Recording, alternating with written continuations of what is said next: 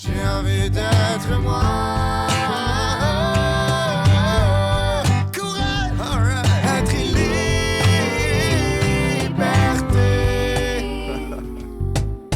Bonjour tout le monde, bienvenue au balado Être et liberté, un balado financé par les Fonds de recherche du Québec qui se réalise en collaboration avec l'Observatoire sur la santé mentale étudiante en enseignement supérieur. Dans ce balado, on aborde différentes thématiques comme l'authenticité, le développement identitaire, le sens à la vie, la résilience et différents concepts de psychologie positive notamment pour favoriser la santé mentale, le bien-être et la persévérance scolaire des 18-30 ans et des étudiants en enseignement supérieur. Je m'appelle Rémi Paré-Beauchemin, je suis psychoéducateur et étudiant au doctorat à l'Université de Sherbrooke. Et aujourd'hui, j'ai le privilège d'accueillir deux merveilleuses invités pour parler de transition à la vie adulte, de santé mentale et de persévérance scolaire. Donc, bienvenue Florence, tu es artiste et tu es aussi étudiante au doctorat en psychologie. Oui. Et Véronique Dupéré, tu es professeure-chercheur à l'Université de Montréal, à l'École de psychoéducation. Bienvenue à vous deux. Ben merci. Puis Véronique m'a interviewée quand je voulais rentrer en... T'étais-tu là à mon entrevue? Oui, effectivement. Ben oui, c'est ça. C'est la première Quand fois qu'on je s'est voulais- rencontrés, Oui. c'était à ce moment-là. Parce Oui. que je voulais rentrer en psycho-aide. Finalement, j'ai été en psycho, mais psycho-aide, c'était un domaine qui me... Vraiment, que je trouve fascinant et merveilleux. Et Ça aurait été que un je- bon choix aussi, c'est ça. Ouais, vraiment. Fait que c'est ça, je suis contente de te retrouver Oui, oui, ici. ça me fait plaisir, oui. Ben, merci d'avoir accepté de participer à cet épisode de balado-là aujourd'hui. Je vais vous présenter un peu brièvement pour qu'on apprenne à vous connaître quand même. Donc, Florence, tu fais beaucoup de choses. Tu es chanteuse, tu es musicienne, tu es maman et tu es aussi candidate au doctorat en psychologie au profil recherche-intervention à l'Université du Québec à Montréal. Je pense que chacun de ces rôles-là pourrait être des rôles à temps plein. Donc, C'est un peu à temps plein tout. Oui, c'est ça. Est-ce que tu aimerais te présenter un petit peu plus qui tu es et tes projets? Oui, bien sûr. Donc, à l'université, je travaille sur les liens entre la variabilité de l'humeur, la créativité puis le bien-être chez les artistes des arts vivants, en fait. Et c'est un projet qui me tient à cœur parce qu'il est relié aussi à mon expérience professionnelle, donc ma carrière artistique. Et ça permet de traduire d'une façon plus scientifique ce que j'ai pu observer dans les 20 dernières années de ma vie auprès de mes collègues, auprès de moi-même, par rapport à moi-même aussi, par rapport à tout l'entourage artistique dans lequel j'ai vécu, donc c'est-à-dire des problématiques de santé mentale récurrentes dues à plusieurs facteurs, entre autres socio-économiques, le fait de savoir que ton travail n'est pas rémunéré à sa juste valeur, des horaires complètement éclatés, l'éloignement familial, des conditions, je veux dire, pas d'assurance, pas de ressources humaines, rien. Donc, c'est un milieu qui va pas super bien, surtout depuis l'arrivée de toutes les nouvelles technologies. Donc, tu ne fais pas vraiment de vente d'albums à moins d'être comme Drake ou autre. Cet exemple-là, parce qu'il est très d'actualité en ce moment. Mais donc, c'est toutes ces observations-là, puis un sentiment aussi peut-être d'injustice face au manque de reconnaissance de nombreux artistes par rapport à la quantité de travail qu'ils font, qui m'a donné envie de travailler là-dessus pour tout ce qui est la recherche. Et en même temps, ça me permet d'étudier à la fois avec la variabilité de l'humeur, c'est quand même le nœud de tous les troubles de l'humeur. Cyclothymie, trouble bipolaire, qui est ce que j'aimerais vraiment, j'aimerais me concentrer là-dessus en clinique, éventuellement. Donc, j'ai comme réussi à mettre ces deux éléments-là ensemble. Et puis, rôle de maman, c'est un rôle de maman. Là. J'ai une grande de 18 ans puis une petite de 3 ans, donc on est dans des périodes quand même assez des périodes différentes. Hein? développementales.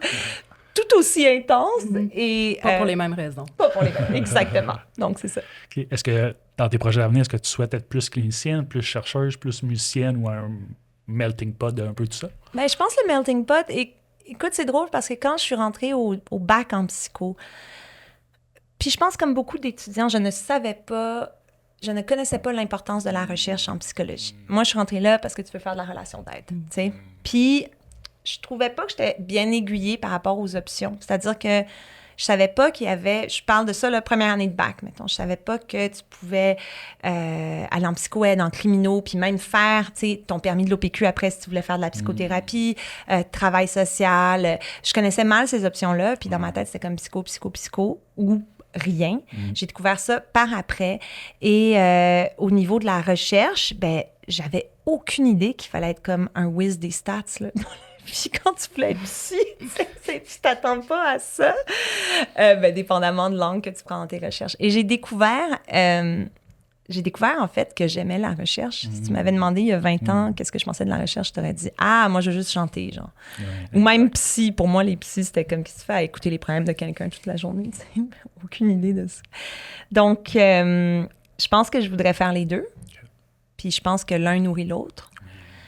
Et j'ai commencé à être chargée d'encadrement à la TELUC pour le cours de psychopathologie. Okay. Et j'ai découvert que j'adorais encadrer les élèves. Oui. Donc, tu vois, tout ça, c'est super le fun. Un petit bout de chemin de journée à la fois, puis tu vas trouver... Oui, mais c'est exactement ça. Je pense que, tu sais, en s'ouvrant à ces options-là, je verrai où ça me mène, parce qu'il y a 5 ans, jamais j'aurais pensé que j'aimerais la recherche autant que je l'aime maintenant. Excellent. On va tout approfondir plusieurs choses que tu as nommées au cours du balado. Parfait. Donc, c'est vraiment intéressant. Merci beaucoup, Florence. Ça fait plaisir d'être là. Véronique. Oui. Donc, tu es professeure à l'École de psychoéducation de l'Université de Montréal. Tu es titulaire de la chaire de recherche du Canada sur la transition à l'âge adulte. Donc, je pense qu'on est entre de bonnes mains pour les thématiques aujourd'hui. Et tu es aussi co-titulaire de Myriagon, qui est la chaire McConnell, Université de Montréal en mobilisation des connaissances jeunesse. Est-ce que tu aimerais te présenter un peu plus, puis les travaux sur lesquels tu travailles? Oui, bien sûr. Merci, Florence, pour ta présentation. C'est super inspirant. Puis de voir qu'il y a différents champs qui peuvent se croiser. Puis en fait, ça rejoint quelque part comment moi aussi je suis arrivée à faire de la recherche. Donc oui, je suis titulaire de la chaire de recherche sur la transition à l'âge adulte. Donc dans mes travaux de recherche, je m'intéresse vraiment aux choix que les jeunes font quand ils arrivent vers la fin de l'éducation obligatoire. Parce qu'en quelque part, une fois que on n'est plus dans le parcours obligatoire, c'est là que toutes les variabilités, tous les choix deviennent possibles. Il y a comme une explosion des possibilités à ce moment-là, des parcours de vie. Donc, il y a des jeunes qui vont choisir de poursuivre au cégep, de faire des carrières dans le domaine artistique, d'aller travailler dans d'autres domaines, de prendre une pause, de faire autre chose. Donc, tu sais, les possibilités sont vraiment énormes. Puis c'est un moment qui est quand même vraiment charnière, au fond, dans les parcours de vie. Fait que, tu sais, dans mes activités de recherche, je me sens vraiment sur cette transition-là. Puis je dirais, peut-être avec un angle en particulier, c'est-à-dire que, tu sais, la plupart des jeunes, quand ils arrivent à la... Tu sais, on a l'idée d'arriver à la fin du secondaire, obtenir son diplôme d'études secondaires, puis aller au cégep par la suite, parce que c'est vraiment ce que la plupart des gens vont faire. Mais en même temps, c'est pas nécessairement la trajectoire qui est empruntée par tout le monde du tout. Et en particulier, tu sais, pour des jeunes pour qui l'école, c'est peut-être pas toujours facile, qui ont pu accumuler peut-être certains retards, tu sais, la transition vers le cégep n'est pas automatique non plus. Puis on dirait que les questions de choix de profession, de choix identitaire se posent peut-être encore plus ou plus rapidement quand tu arrives à cette jonction-là, puis tu n'es pas nécessairement à la même place que la majorité, tu sais, des autres jeunes de ton âge. Fait que je me sens vraiment sur comment cette transition-là, elle est vécue, comment les choix sont effectués dans ce type de situation-là, puis, tu sais, comment les parcours se déploient après. Puis c'est caractérisé par des mélanges de toutes sortes de domaines, des allers-retours aussi entre, tu sais, différentes activités. Fait que c'est de trouver un peu son identité puis son choix de carrière au travers de ces, c'est ça, de ces passages-là. Fait que mes activités de recherche sont vraiment là-dessus. Comment j'en suis venue à arriver là, tu sais, de toutes sortes de raisons. Puis je dirais, d'une certaine façon, quand je me remets moi-même à cette période-là, puis quand les choix arrivaient, puis qu'il fallait choisir une discipline, tu sais, personnellement, je trouvais pas ça évident de faire un choix parce que je m'intéressais à vraiment énormément de choses. Puis on dirait que, tu sais, prendre une carrière en particulier, c'était pas facile. Fait que j'étais arrivée un petit peu à la psychologie de cette façon-là parce que je trouve que c'était justement, tu sais, quelque chose où tu as des aspects, tu sais, de plus humain, développement de la personne, développement individuel, mais scientifique aussi, avec, tu sais, vraiment une variété de sujets, d'approches qui sont traités. Fait que je trouvais que c'était quelque chose qui permettait de, oui, s'inscrire dans une carrière en particulier, mais en même temps, en restant dans un domaine qui est vraiment, vraiment large, puis qui va d'éléments biologiques jusqu'à, tu sais, des éléments sociaux aussi. Fait que je trouvais que, tu sais, pour quelqu'un qui a un intérêt dans beaucoup de choses, puis de naviguer au travers ces différentes sphères-là, donc c'est ça, fait que je travaille... Et je suis maman aussi, en l'occurrence. C'est quel âge? Mon garçon a 14 ans, donc okay, il n'est pas encore rendu là, mais quand même, c'est une autre transition. Il arrive proche, tu sais, en tout cas, ça commence déjà quand même un peu à se manifester, tu sais, les questions de développement identitaire, de choix, qu'est-ce que j'aime, qu'est-ce que je veux faire, donc, tu sais, sur un plan personnel, c'est des questions, je pense, qui sont d'intérêt aussi. C'est vraiment intéressant d'être parent puis de voir un peu le développement de son enfant à travers cette vision-là, peut-être scientifique, quand tu étudies le domaine? Là? Ouais, j'ai commencé avec la petite à être vraiment attentive à la façon dont elle régule ses émotions, tu sais, puis le jeu, par le jeu aussi, puis la variabilité de l'humeur, j'essaie de comprendre, tu sais, c'est quoi un peu son trait de base par rapport à ça, puis c'est pas des choses auxquelles, il y a 18 ans, quand j'ai eu ma première, jamais j'aurais pensé à ça, donc ça apporte un regard, puis avec ma grande aussi, c'est fou parce que ça rejoint tellement ce que tu disais. Je la vois aller, bon, elle vient de finir sa première année de cégep, puis elle, contrairement à plusieurs de ses amis qui savent d'emblée, elle veut être avocate, elle veut faire ça, elle veut être comptable, elle veut machin, architecte. Ma fille, elle a aucune idée de ce qu'elle veut faire. Elle sait qu'elle aime l'événementiel. Elle sait qu'elle travaille dans un resto, elle est super bonne. Donc, elle aime les gens, elle aime organiser des événements. Elle est excellente à l'école, mais elle sait pas ce qu'elle veut faire. Donc, ça la met dans une position aussi où est-ce que des fois, par rapport à ses amis, elle veut pas, elle sait pas trop où aller. Puis en même temps, elle a vu sa mère retourner à l'école puis faire un parcours académique assez intense plus tard. Puis je veux pas non plus que ça lui mette la pression de devoir faire de l'académique. Puis en même temps, moi, je sais ce que ça m'a apporté. Fait que je veux qu'elle puisse vivre ce genre de... Bref, je trouve que c'est une croisée des chemins qui est pas évidente pour elle. Fait qu'on regardait ensemble les options de faire comme un... Parce qu'elle veut faire un bac, c'est sûr, mais de regarder qu'est-ce qui peut être quelque chose, tu sais. Fait que je disais HEC, tu sais, c'est peut-être niaiseux, mais si tu veux faire de l'événementiel, s'il y a une chose, c'est, tu sais, une base en admin, là, peu importe si c'est administrer tes propres finances. Ouais, c'est ce que j'aurais tellement aimé, c'est ça. Ou je trouve que c'est un genre de diplôme qui te permet d'y penser encore, de penser à ce que tu veux faire. Bref, mais ça rejoint vraiment ça, cette trajectoire, puis... Elle n'était pas sûre, même si elle voulait prendre une session pour le cégep, off, quoi que ce soit. Donc, c'est de plus en plus important de regarder ça, surtout qu'il y a des possibilités, je crois, de retour à l'école chez les adultes aujourd'hui qui n'étaient pas là à l'époque. Oui. À l'époque, il y avait une vision de, tu sais, tu finis l'école, tu rentres, puis tu es là jusqu'à la fin de ta vie à la même entreprise. Là. Puis, alors que maintenant, c'est tellement varié. Donc, c'est des enjeux, je pense, c'est très important. C'est d'actualité parce que ça bouge tellement maintenant. Vraiment intéressant. Je pense que tu pourrais inviter ta fille à écouter le balado parce qu'on va exactement les plonger dans ce genre de dilemme-là ou d'enjeux-là identitaires, de direction, de choix de vie en quelque sorte, puis de transition à la vie adulte. Véronique, tu as parlé, j'ai nommé que tu étais titulaire de la chaire de recherche du Canada. Est-ce que tu peux décrire un petit peu, juste rapidement, pour ceux qui ne connaissent pas nécessairement ça, qu'est-ce que c'est une chaire de recherche du Canada? Parce que c'est quand même prestigieux, c'est quand même une belle reconnaissance puis un beau financement pour tes propres activités de recherche. Oui, bien, les chaires de recherche du Canada, c'est un programme pour soutenir la recherche dans des domaines stratégiques qui sont importants pour le Canada et les provinces aussi. Donc, c'est ça. Fait que, dans le fond, avoir une chaire de recherche comme ça donne des ressources pour avoir, comme personnellement, ce que ça me donne, c'est que j'ai du temps de dégager pour pouvoir mener mes travaux de recherche. Parce que, tu sais, travailler dans ce domaine-là, puis tu l'évoquais tout à l'heure, Florence, avant qu'on commence l'enregistrement, tu sais, ça demande beaucoup, là, parce que les jeunes sont beaucoup occupés. C'est des périodes de la vie qui sont très chargées. Il y a beaucoup de choses qui bougent en même temps. Puis aller faire des projets de recherche, bien, tu sais, il faut vraiment avoir le temps de s'engager dedans, de maintenir des liens avec les personnes qui participent au projet de recherche, de garder les projets de recherche en vie, là, puis que ça soit toujours en continuité. Parce que, tu sais, dans ce domaine-là, on parle d'une transition. Ça veut dire que nécessairement, ça se déploie dans le temps. Ça commence à l'adolescence, les réflexions, les positionnements commencent même avant, mais en tout cas, à tout le moins, à ce moment-là, certainement. Puis après ça, ça continue encore pour beaucoup d'années. Fait que ça demande quand même des ressources importantes en temps pour vraiment pouvoir suivre au long cours les trajectoires. Fait que le fait d'avoir une chaire de recherche, bien, ça me permet, au fond, là, de vraiment pouvoir passer plus de temps à investir là-dedans pour, pouvoir avoir des travaux de recherche c'est ça, là, avec vraiment une perspective longitudinale qui nous amène à voir les choses là, selon cette perspective-là.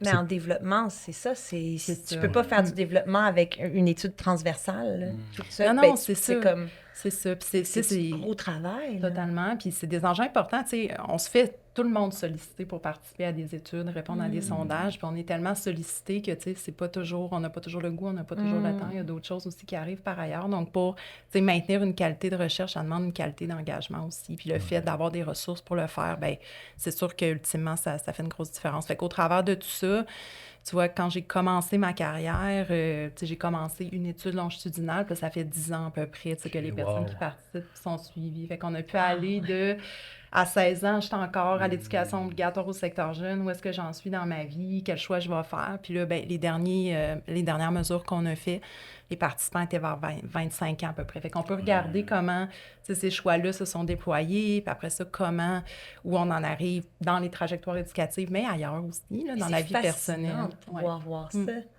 Oui. Est-ce qu'il y a comme un attachement à ton échantillon longitudinal, tu sais, une curiosité de savoir qu'est-ce qu'eux, ils vont, tu sais? Bien oui, totalement. Je trouve ça absolument fascinant. Puis, tu sais, pour être honnête, il y a tellement d'éléments à creuser. Puis, tu sais, c'est un projet de recherche aussi où on a des approches mixtes avec des aspects plus quantitatifs, plus qualitatifs. Donc, il y a comme une richesse d'informations qui est là. Puis, je ne cesse d'être étonnée par différents constats qu'on peut faire en vraiment plongeant dans les données puis en allant regarder comment la situation évolue, puis comment les jeunes se placent aussi. Puis, tu sais, une des choses qui m'inspire au travers de tout ça, c'est de voir à quel point il y a plusieurs personnes qui font preuve d'une résilience incroyable aussi, puis qui réussissent à traverser toutes sortes de défis, toutes sortes d'épreuves, puis finalement arriver à une place où ils se sentent bien à leur place, puis en ayant des assez solides pour poursuivre dans leur vie adulte. Fait que, ouais, voilà. Excellent. Pour les personnes qui écoutent, qui ne sont peut-être pas en recherche, j'aimerais peut-être juste reprendre quelques termes que vous avez utilisés pour un peu les vulgariser. Donc, tout d'abord, les études longitudinales, c'est des études qui peuvent, vous me corrigerez au besoin, je ne suis pas spécialiste dans tout non plus. Les études longitudinales, c'est des études qui vraiment prennent plusieurs collectes de données sur plusieurs années. Donc, par exemple, remplir des questionnaires ou même passer des entrevues des fois. C'est quand même pas la norme. La minorité des études sont longitudinales parce que ça apporte plusieurs défis, mais ça a plusieurs avantages, je crois, pour les résultats, entre autres de faire des liens de cause à effet, d'avoir une direction, de pouvoir faire des prédictions. Oui, bien tout à fait. Puis peut-être je peux rajouter quelque chose là-dessus. Tu sais, dans mon domaine de recherche spécifique, c'est un des enjeux quand tu travailles sur la transition à l'âge adulte, puis le début de l'âge adulte, c'est que c'est sûr que la première manière qu'on a en recherche d'aborder ça, c'est de dire, bon, bien, les jeunes adultes sont où? Ils sont au cégep. Je vais aller voir au cégep, puis je vais aller voir comment se portent les jeunes au cégep. Sauf que, il y a plein de monde qui prennent des pauses, qui font d'autres choses, qui s'engagent dans d'autres genres d'activités, qui font d'autres choix aussi, qui peuvent aller vers des formations professionnelles où vraiment, il y a une diversité là, de trajectoires qui sont possibles. Puis quand on se centre sur les institutions d'enseignement, bien, on perd. Puis il y a aussi beaucoup d'allers-retours. Il y a des gens qui vont au cégep, qui en sortent, qui vont ailleurs, qui y reviennent, ou qui vont jamais au cégep puis qui vont à l'université directement, aussi en ayant pris complètement un autre chemin. Fait que pour vraiment être capable d'aller capter toute cette diversité-là de trajectoires, je trouvais que c'était vraiment important de commencer avant que la transition commence. Puis quand les jeunes étaient là, aller à l'école secondaire, tout le monde passe par là, c'est obligatoire. Fait que, bien, pas tout le monde, mais presque.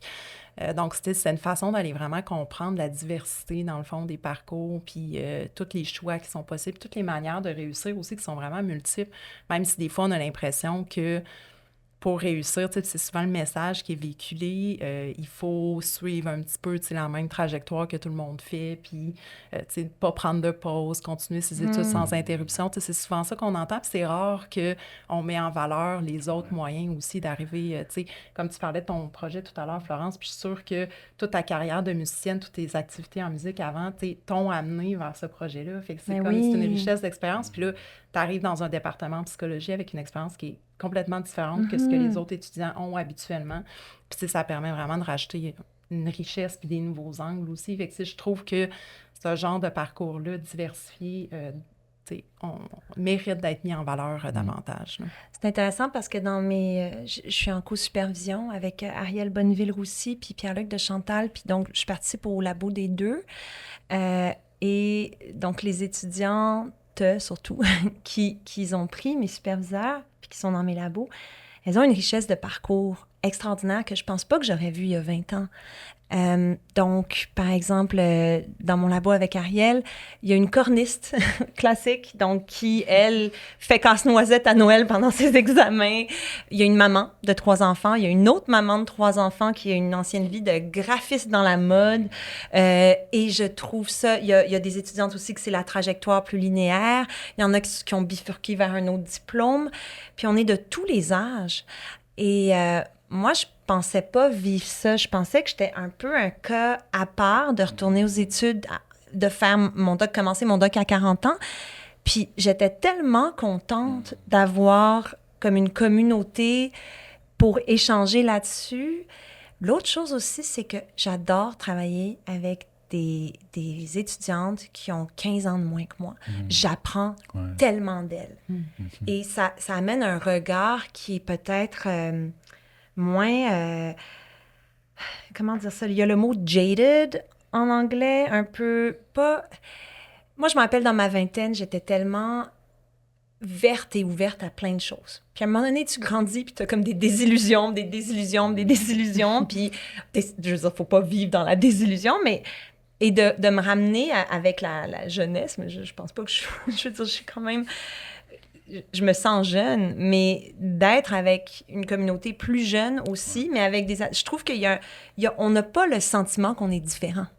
Jamais, jamais. On travaille sur des papiers ensemble, des recherches, puis je ne sens pas de différence générationnelle ou quoi que ce soit. Et je trouve ça tellement le fun, cette variété-là. Quand j'ai fait mon premier bac, j'avais 20 ans, à l'UDM, communication. Puis... Pour moi, c'était comme, je fais juste ça pour le papier parce que moi, je veux être chanteuse. Puis, je travaillais je faisais du piano-bar dans un resto tous les soirs pendant l'université. Puis, je faisais des shows dans des casinos, des trucs comme ça, genre aux États-Unis. Puis, je m'en foutais clairement. Là. Je voulais juste passer, puis parce que je voulais un papier, parce que j'avais vu mes parents rusher en étant artiste au début de leur carrière. Puis, j'avais aucun intérêt là, pour aller plus loin, puis faire de la recherche. Puis après ça, c'est vraiment début trentaine que j'ai eu un intérêt pour la psychologie. Après avoir moi-même connu des problématiques en santé mentale, j'ai voulu comprendre qu'est-ce qui m'est arrivé. Comment ça se fait que quelqu'un qui a toujours fonctionné, qui était peut-être même peut-être j'ai trop fonctionné, ce qui est aussi j'ai eu un diagnostic de trouble bipolaire 2, donc il y a ça aussi, là, les hypomanies, où est-ce que t'en fais trop. Puis je me suis interrogée sur justement ça. Pourquoi moi qui pensais que la dépression, c'était pour les faibles, les paresseux, parce que c'est le message qui était véhiculé. Là, je parle de ça 2010. Le message commence à changer, mais à l'époque, c'était ça. Puis je m'étais fait dire souvent, ressaisis-toi, t'as tout pour être heureuse, reprends-toi en main, tu sais, alors que j'étais pas capable. Fait que j'ai pris un cours à la TELUC parce que j'étais beaucoup en tournée après être sortie de l'hôpital, puis ça me permettait, donc, la TELUC, de pouvoir commencer à étudier. J'ai pris un premier cours, c'était psychologie de la santé. Puis j'ai ouvert le livre, puis ce qui a été merveilleux, c'est que je me suis retrouvée dans... C'est venu valider plein de choses que j'avais vécues, que je pensais pas... Tu sais, je pensais que j'étais seule au monde à vivre ça, puis que j'étais folle. Et là, je le vois dans les livres, et je me dis, là, je suis pas folle, là, c'est pas juste moi, là, puis il y a une raison, puis tout ça. Ça rassure, oui. Ça rassure, ça valide, ça normalise. Puis je dis encore une fois, on était en 2010-2011, donc beaucoup moins validé qu'aujourd'hui. Et là, j'ai pris un deuxième cours, puis un troisième cours. Puis finalement, j'ai fait mon certificat sur 4 ans. J'ai fait un certificat en psycho sur 4 ans parce que c'était la vie, puis j'étais mono à l'époque, monoparentale. Puis je me suis rendu compte, après mon certificat, que j'ai vraiment eu comme un symptôme de sevrage des études. J'étais comme triste de ne pas étudier. Je m'ennuyais de ça. Donc, j'ai regardé si c'était pas possible pour moi d'aller à l'université à temps plein encore à cause du travail. Puis j'ai fait le DESS en santé mentale à la TELUC parce qu'encore une fois, c'était fantastique. Mais tu sais, ces 2 programmes de 10 cours, je les ai faits en 8 ans. Mais je les ai faits quand même. Puis c'était une possibilité pour une adulte qui avait une job et tout ça. Puis c'est après ça que j'ai fait comme, OK, vraiment, je pense que je veux faire ça, puis que je suis allée au bac. Mais tout ça pour dire que c'est des trajectoires qui sont de plus en plus dans la société d'aujourd'hui. La place des femmes a beaucoup changé aussi. Je veux dire, même il y a 20-30 ans, je pense qu'il y avait je sais pas de données, mais il y avait moins de femmes qui allaient plus loin, tu sais. Justement, on parlait de l'académique comme étant un milieu très masculin. Je pense que c'est en train de bouger. Puis avoir des opportunités de faire ça, c'est un beau cadeau pour les jeunes qui peuvent se dire... Moi, je le dis à ma fille, des fois, je dis « Hey, si tu sais pas ce que tu veux faire, ça te tente pas de faire quelque chose maintenant, juste rappelle-toi que moi, j'ai trouvé ce que je voulais faire dans la vie pour la deuxième fois à 37 ans. Ouais. Fait que c'est correct. Tu sais, il y a ça, et Enlever ces cette exemples-là. pression-là, un petit peu. Ben oui. Ah, dernière anecdote, parce que je parle beaucoup, mais un des moments les plus beaux de mon entrée au doctorat, c'était un cours de métaux. Je suis arrivée, puis le prof, bon, il fait le tour de table, comme, OK, c'est quoi votre sujet de thèse? C'est qui votre supervision? Quelle section vous êtes? Puis, donc, on dit tout ça. Puis là, j'entends une petite voix en arrière de la classe qui dit, ben moi, j'ai 65 ans, c'est ma première année au doctorat. J'ai été enseignante toute ma vie, mais mon rêve, c'était de devenir psychologue. Donc là, je fais un DPSY. 65 ans. Wow, c'est extraordinaire. Elle dit, je suis à la retraite de ma carrière d'enseignement. Donc là, je suis au doc, puis je vais être psychologue. Wow. J'avais des frissons. C'est beau. Oui. Bref. Oui. C'est comme vraiment de suivre sa trajectoire qui est vraiment la sienne aussi, au-delà de cette espèce de trajectoire normative. On va y arriver un petit peu plus tard, mais cette espèce de trajectoire normative qui, un peu les standards qu'on nous dit, devraient faire telles étapes dans cet ordre-là, puis si tu ne la suis pas, il y a peut-être quelque chose qui ne va pas, ou en tout cas, Oui, c'est ça. pas tant de modèles de l'avant qui ont réussi puis qui ont une trajectoire différente, mais c'est un peu ça que je trouvais intéressant de t'inviter aujourd'hui parce que j'ai l'impression que ta trajectoire n'a peut-être pas été si normative selon les standards qu'on peut comprendre. Fait que d'avoir ton discours, ton vécu qui est partagé, je pense que ça va être riche pour normaliser puis peut-être offrir un modèle de plus aussi. Là. Je pense que oui. Puis des parents aux études, il y en a beaucoup. Puis ça, c'est rassurant pour les parents aux études. C'est de savoir que tu peux dire à ton prof, écoute, mon bébé, il dort pas, je suis fatiguée, mon enfant est malade, puis qu'il y a une compréhension parce qu'il y en a de plus en plus, tu sais. C'est intéressant, mais on revient là-dessus. Il y en a peut-être de plus en plus, mais on les voit peut-être pas tant que ça à l'avant-front, tu sais, je veux dire, on n'en met peut-être pas des modèles comme ça, fait qu'on a peut-être pas nécessairement l'impression qu'il y en a tant que ça. Parce qu'ils peuvent pas faire les activités parascolaires parce qu'il faut qu'ils aillent chercher leurs enfants à l'école, tu sais. Je fais jamais les 5 à 7, tu sais, mais c'est pas grave, tu sais, c'est comme... Okay. Bon, ben on va essayer d'avoir cet objectif-là, entre autres, pour ce balado-là. OK. Un des objectifs du balado, c'est de démonter certains mythes, donc un petit peu contrer la désinformation, amener un petit peu de lumière sur certains mythes qu'on peut avoir. Puis là, vu qu'on va parler de transition à la vie adulte, on a certains mythes qui touchent ça, puis qui touchent la santé mentale, la persévérance aux études. Donc, on va parler de 2 mythes aujourd'hui. Le premier mythe, ça s'appelle « Lorsque j'arrive à 18 ans, je deviens instantanément un adulte à part entière ». Le deuxième mythe, ça sera pas long, il se lit comme suit. À la fin de l'adolescence, il est primordial de savoir quelle direction adopter pour sa vie afin de bien réussir. Donc, on va aborder ces mythes-là qui sont quand même interreliés, fait que ça se peut que nos conversations viennent un peu se chevaucher. Mais on va commencer par le premier mythe. Je le rappelle, ce sera pas long. Oui, si on devient adulte à 18 ans, là, c'est ça. Exactement. On arrive à 18 ans, c'est l'âge légal, fait que peut-être que c'est ça, l'âge légal. On devient adulte quand on a 18 ans. Et sous-jacent à ce mythe-là, il y a peut-être la conception, qu'est-ce que ça veut dire devenir un adulte? Puis c'est peut-être une conception ou un terme, devenir un adulte, qui peut peut-être changer dans le temps, évoluer dans le temps, puis peut-être même selon les cultures, les différents pays. Donc, je voulais vous poser la question, qu'est-ce que vous pensez qu'au Canada, au Québec, ça veut dire devenir un adulte en 2024? Je sais pas si tu veux partager. C'est quand on a... Mon mari puis moi, on a dû, à cause de... Il est batteur, fait qu'il y a toujours une batterie. Moi, j'ai toujours un clavier, puis on avait les poussettes, les parcs, tout ça. Fait qu'on s'est acheté une minivan. Puis on a eu la même réaction il y a 2 ans. Puis là, on a vu la minivan, ils nous l'ont livrée, puis on s'est regardé, puis on a fait... OK, je pense qu'on est des adultes. Fait que pour nous, c'est genre... Mon chum a 47 ans, puis ça fait 2 ans, puis il était comme, OK, on est des adultes. On a une minivan. Ça doit être quelque chose quand vous partez en vacances. Hein? Ben, c'est un peu intense, mais c'est le fun. Puis maintenant, on a... il y a aussi les amis ados de ma fille. Là. Ben, ados, jeune adulte émergent. Et la petite adore les amis de sa sœur. Fait que des fois, on est comme toutes dans l'auto ensemble. C'est super le fun. Mais bref, on est des adultes parce qu'on est arrivé là. On a T'as une minivan. C'est ça. C'est ça le critère déterminant. Mais c'est une belle anecdote parce que ça vient justement montrer... Qu'est-ce qui définit, ça veut dire quoi, devenir un adulte? Puis... Quand t'as un REER, là, puis ben, tu sais, peut-être que je peux apporter comme angle un peu de recherche autour de ça. Puis, tu sais, moi, je prenais connaissance de ces questions-là qu'on allait abordé avant de venir aujourd'hui. Puis, tu sais, quand je pensais à, est-ce qu'on devient un adulte instantanément à 18 ans? Ben oui, en un sens, le sens légal, mais à part ça, tu sais, c'est sûr que je veux dire, le timing des choses est tellement différent, puis toutes les transitions. Tu sais, c'est parce que devenir adulte, c'est de multiples transitions sur plusieurs dimensions en même temps, puis ces transitions-là sont toutes à des rythmes différents. Fait que, tu sais, ça peut pas arriver à un moment précis, c'est impossible. Là, il y a juste trop d'enjeux qui sont en train de se déployer à cet âge-là. Puis, tu sais, j'essayais de réfléchir, est-ce que c'est pareil, est-ce que c'est différent que ce que ça a été avant? Puis je pense que dans une certaine mesure, c'est un peu les deux, tu sais, au sens où les enjeux restent quand même similaires, tu sais, c'est de trouver qui on est, qu'est-ce qu'on veut faire, quel projet d'études on veut faire, par où on va y arriver, est-ce que c'est directement les études, est-ce que c'est d'autres choses,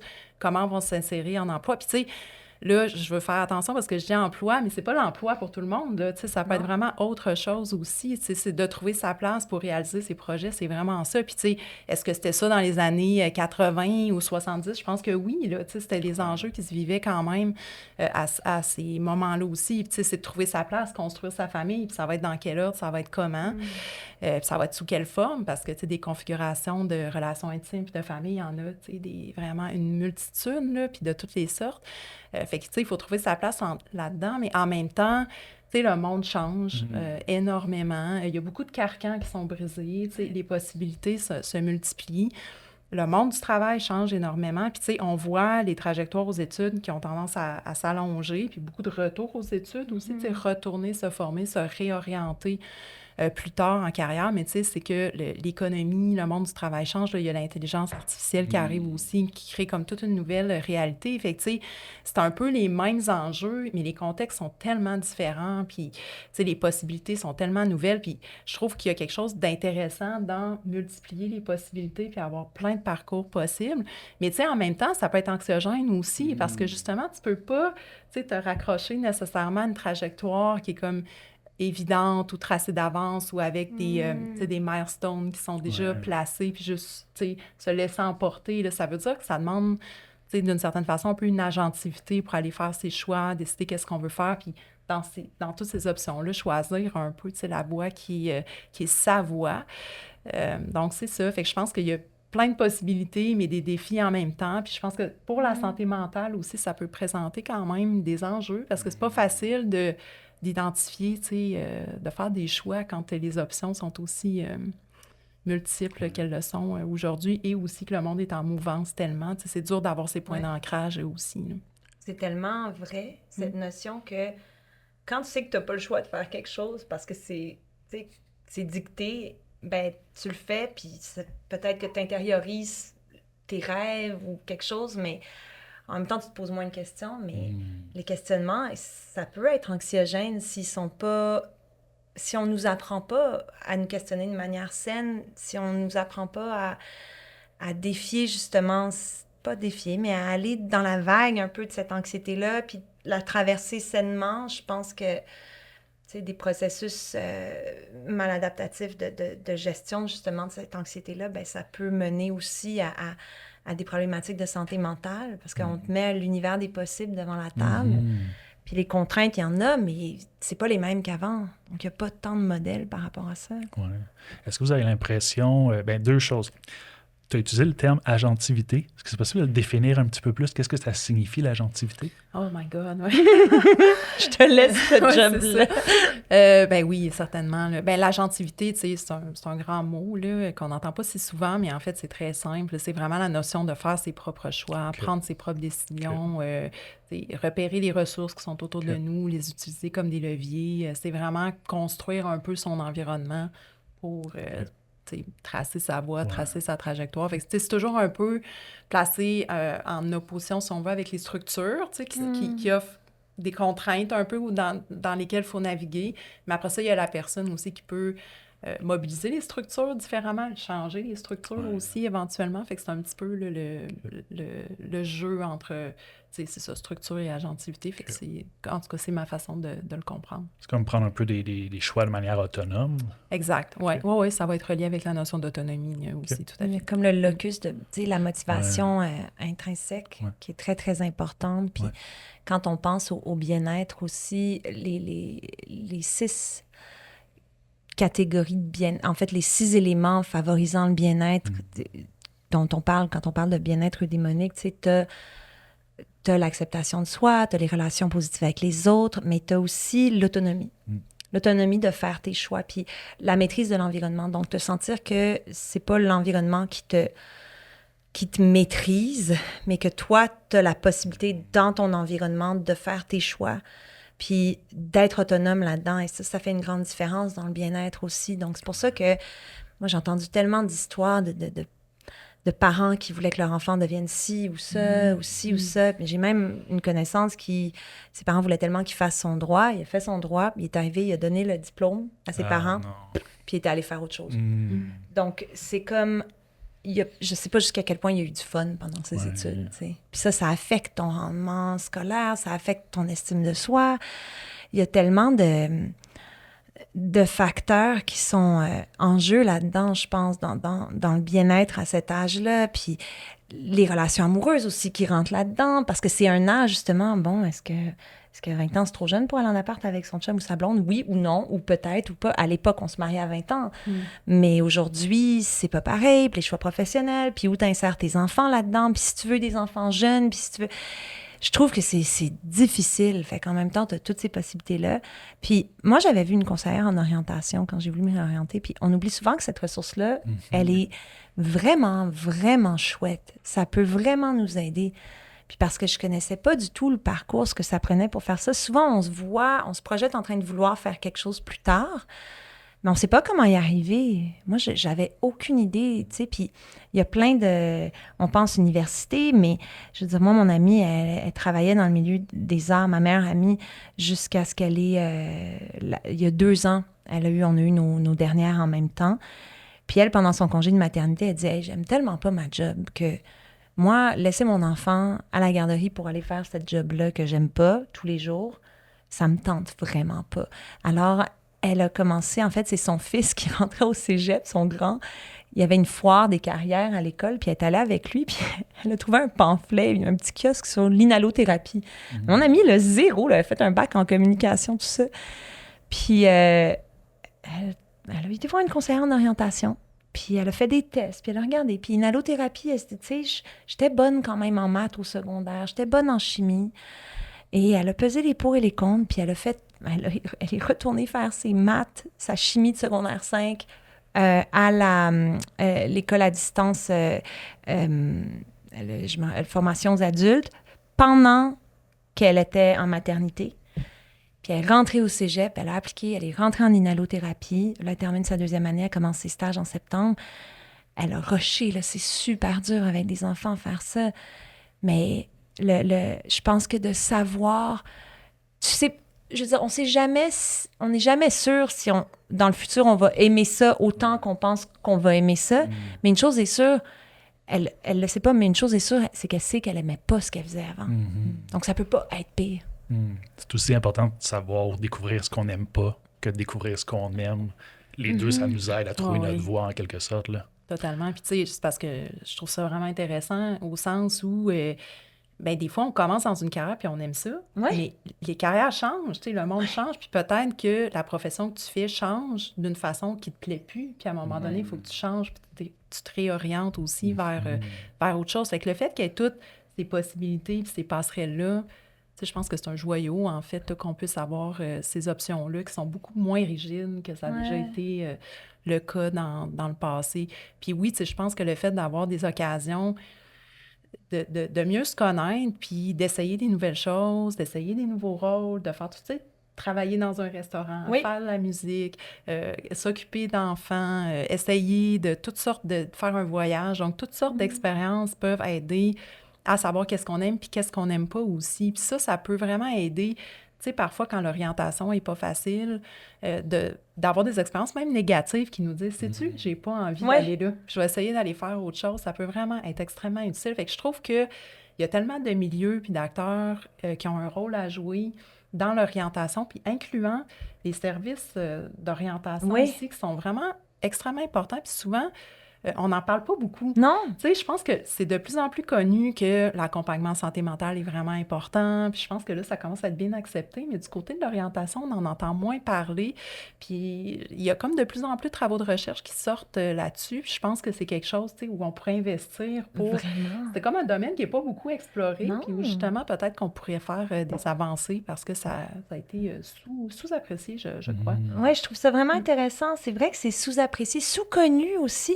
Et pourtant, même les conseillers en orientation, ceux qui ont fait leur permis de l'OPQ, peuvent pratiquer la psychothérapie. Et c'est ça que mon ami avait expérimenté. Donc, il y a comme un lien entre, OK, tu sais, on travaille, là, c'est quand même le tiers de notre vie, nos heures, de nos heures d'une journée. Puis pour la santé mentale, faire quelque chose dans lequel tu es bien, aimer ça, être capable, quand tu as des moments difficiles dans la job, de te dire « j'aime quand même assez ça » ou pas, je pense que ça fait partie de la santé mentale, l'occupation. Qu'est-ce que tu fais avec ton temps? Puis il y en a aussi qui peuvent commencer une carrière, comme je vais prendre mon exemple personnel, avec la musique. Quand j'ai commencé, la musique, c'était pas... L'industrie de la musique n'était pas la même que quand j'ai décidé de changer de carrière. Donc oui, j'étais fascinée par la psycho, mais il y avait aussi... Je pense que si l'industrie de la musique me décourageait pas autant qu'elle le fait à ce moment-là, peut-être que j'aurais pas considéré aimer la psycho au point d'en faire une autre carrière, mais moi, j'ai vu le déclin des ventes d'albums, la montée des plateformes d'écoute en ligne, la baisse des spectacles, la pandémie est arrivée, ça a tué tous les artistes là, au niveau économiquement. Et je me suis dit, oui, je voyais venir un peu, je me projetais... Dans 10 ans, encore à me demander, OK, là, j'ai une belle tournée, puis ça va bien, puis les finances, ça va super bien, puis j'ai fait un bon disque, mais l'année prochaine, j'ai pas encore de contrat. Donc, il y a cette notion que moi, j'avais une très faible tolérance à l'incertitude. Donc, c'est pas tant une question, moi, j'étais pas dans la précarité financière par rapport à ma carrière encore, mais quoi que tu sais jamais plus tard, tu sais, il faut que tu demeures, il faut que tu restes hot, là. Si je devenais un has-been, je pense que je suis rentrée, quand je commençais à devenir une has-been, c'est là que j'ai décidé de changer de carrière. Puis, mais en même temps, je me projetais dans 10 ans, puis je me disais, OK, 35 ans, ça le fait encore, mais est-ce qu'à 50 ans, ça va me tenter d'être sur la route tout le temps, dans une minivan, pour aller chanter? Comme quand j'avais envie d'être à la maison, de me coucher à 9 heures, d'être avec mes enfants. Puis c'est pas ce que mon mode de vie artistique me permettait de faire. Donc, pourtant, à 20 ans, c'est la seule et unique chose que je me voyais faire. Et j'adore le faire. Donc, j'aime la musique, j'aime monter sur scène, j'aime chanter, j'aime faire des albums, j'aime jouer du piano, mais c'était pas suffisant pour moi. Aimer la job elle-même n'était pas suffisant. Il y avait des conditions autour qui, moi, à cause de ma faible tolérance à l'incertitude, parce que ma mère elle a une très grande tolérance à l'incertitude, elle est chanteuse, puis elle... Pas de problème, c'est pas anxiogène pour elle, ça. Pour moi, ça l'était énormément. Fait que c'est aussi une question de se connaître. Ouais. C'est vraiment de savoir que, oui, pour quelqu'un d'autre, ça convient, puis c'est très correct. Puis monter sur scène, faire ce que t'aimes, ça vaut la peine de vivre tout le reste. Moi, pour moi, ça valait pas la peine parce que ça affectait ma santé mentale. Mais ça, à 18 ans, comment t'es supposé le savoir? Comment tu peux savoir à 18 ans que t'as une faible tolérance à l'incertitude, que genre, tu sais, comme... Non! Faut que tu l'essayes. Mais c'est ça! Puis moi, ce que je trouve vraiment intéressant dans ce que tu dis, c'est qu'il y a comme deux choses qui ont changé. T'sais, il y a le monde de la musique qui est en transformation incroyable, donc c'était plus les mêmes conditions, mais toi aussi, tu n'étais plus à la même place dans ta vie. Quand tu as ta famille, tes enfants, puis tu avances dans ta trajectoire de vie, ben, les paramètres sur lesquels tu vas prendre tes décisions, les choses qui sont importantes, ça change aussi. Fait que c'est pour ça que c'est important aussi de pouvoir se réorienter, essayer des nouvelles choses, puis que les portes soient vraiment ouvertes pour pouvoir le faire aussi. Là. Parce que c'est vrai que la santé mentale, ça ne vit pas à l'extérieur du reste. Là. Ça va s'ancrer dans est-ce que tu es bien dans ce que tu fais dans ta carrière, est-ce que ça correspond avec tes valeurs, et tu as un endroit où tu sens que c'est là que tu dois être, puis que ta contribution est intéressante, puis te nourrit. Tu sais, un vient pas sans l'autre, mais c'est sûr que ça va dans les deux sens, au sens où quand on n'est pas en bonne santé mentale, c'est difficile de créer ces conditions-là, puis de s'investir aussi dans des projets qui nous intéressent. Fait que tu sais, c'est par quel bout on le prend, puis j'imagine que c'est peut-être un peu les deux en même temps, mais tu sais, je trouve ça important de le rappeler à quel point tous ces éléments-là sont imbriqués, parce que c'est vrai qu'on passe énormément de temps dans nos activités, que ça soit professionnels ou autres, là, mais dans les projets dans lesquels on s'investit, puis c'est comme important que ça fonctionne pour que ça vienne soutenir après ça. Le reste. Ouais. Puis c'est ce que tu dis, c'est vrai, parce que le modèle de la santé mentale aujourd'hui est très médical. Soit tu as un problème de santé mentale, donc tu n'as pas une bonne santé mentale, ou soit tu n'as pas de problème de santé mentale, donc tu es en bonne santé mentale, alors que c'est tellement pas vrai. Tu peux avoir une condition de santé mentale chronique et avoir une très bonne santé mentale. Je veux dire, j'ai travaillé avec la semaine dernière avec la Société québécoise de la schizophrénie. Puis, je veux dire, un jeune homme qui vit avec la schizophrénie, mais qui est kinésiologue, qui est père aidant, qui a établi tout a été travaillé. Ça n'a pas toujours été comme ça. Mais oui, il vit avec une condition de santé mentale, un trouble de santé mentale, à vie probablement, mais il est en excellente santé mentale. Alors que tu peux ne pas avoir un trouble clinique médical diagnostiqué avec tes critères du DSM, puis détresse clinique significative, perte de fonctionnement, mais pas être en bonne santé mentale, pas aller bien. Mais aujourd'hui, c'est tellement médical comme modèle, alors que tous les autres éléments que tu as nommés, ils entrent en jeu. Oui, vraiment. J'ai l'impression dans vos discours, il y a quand même quelque chose qui est quand même... à mon impression, qui est quand même assez central, qui est un peu l'identité. Vous nommiez comment... tu nommais comment que l'industrie de la musique avait changé, mais au travers de ces changements-là, il reste que toi, tu es là. Puis cette espèce de constante-là qui change, mais en même temps qui reste là, c'est toi qui tu es comme individu. Puis ça revient un peu à la période des 18-29 ans, parce que il y a un auteur qui s'appelle Jeffrey Arnett qui postule que maintenant, avec les changements socio-économiques qui se sont passés dans à peu près les 50 dernières années, depuis à peu près peut-être 1960 et en montant, il y a eu plusieurs changements socio-économiques qui ont fait qu'une nouvelle période développementale pourrait avoir émergé entre l'adolescence et devenir un adulte, que lui appelle les adultes émergents. C'est-tu les adolescents? C'était pas la première à me nommer ça. Je pourrais pas dire, je connais pas assez le terme adolescent, mais peut-être. Ça dépend ce que ça signifie, parce que Arnett, justement, il postule que cette période-là, 18-29 ans, a certaines caractéristiques principales, puis je trouvais ça intéressant de mettre ça comme un peu la fondation sur laquelle on s'établit, parce qu'ensuite, ça peut nous donner une lunette à travers voir tous ces changements-là, puis voir comment prendre un peu des décisions qui peut-être à un moment peuvent sembler pertinentes, mais peut-être que dans 5 ans, vont peut-être être différentes parce qu'on a appris à se connaître différemment ou parce qu'il y a eu des changements socio-économiques. Donc, juste rapidement, la période des adultes émergents, selon cet auteur-là, qui a travaillé pendant peut-être une vingtaine d'années, fait que il n'a pas juste sorti ça de nulle part, là. Ça dirait que cette période-là de vie se caractérise par la recherche identitaire, par un sentiment d'instabilité. Par instabilité, il veut dire plusieurs changements qui peuvent se produire, par une emphase sur soi, fait que d'être concentré sur soi pour justement qu'est-ce que moi je veux, qu'est-ce qui m'intéresse, qu'est-ce que j'aime pas, fait qu'un peu ce développement de personnel-là. Le sentiment d'être entre deux ou en transition, donc entre l'adolescence, entre ne pas encore être un adulte, puis qu'est-ce que ça signifie être un adulte. Et enfin, le sentiment d'optimisme et de possibilités multiples pour l'avenir. Donc, avoir l'impression que, justement, tu as un grand éventail, tu peux choisir, tu as plusieurs possibilités de futur, lequel qui t'intéresse, tu as plein d'options. Donc, ça nourrit l'optimisme. Fait que qu'est-ce que vous pensez un peu de ces caractéristiques-là, que ça reflète un peu soit ton expérience ou toi, la transition, ce que tu étudies dans la transition vers la vie adulte? Qu'est-ce que vous en pensez? Bien, je connais bien le modèle d'Arnett de l'adulte émergent. Moi, je l'utilise rarement dans mes travaux ou seulement certains éléments. Puis la raison pour ça, c'est que je pense que plusieurs des caractéristiques que tu as nommées dont on a déjà discuté, qui sont bien présentes, comme le développement identitaire, puis trouver ses intérêts, ça fait vraiment, vraiment partie de la transition. Donc, je pense que ça décrit des éléments importants de la transition. Mais l'enjeu, c'est que c'est un modèle qui a été critiqué aussi parce que qui a été beaucoup développé justement auprès d'étudiants qui fréquentent les institutions postsecondaires.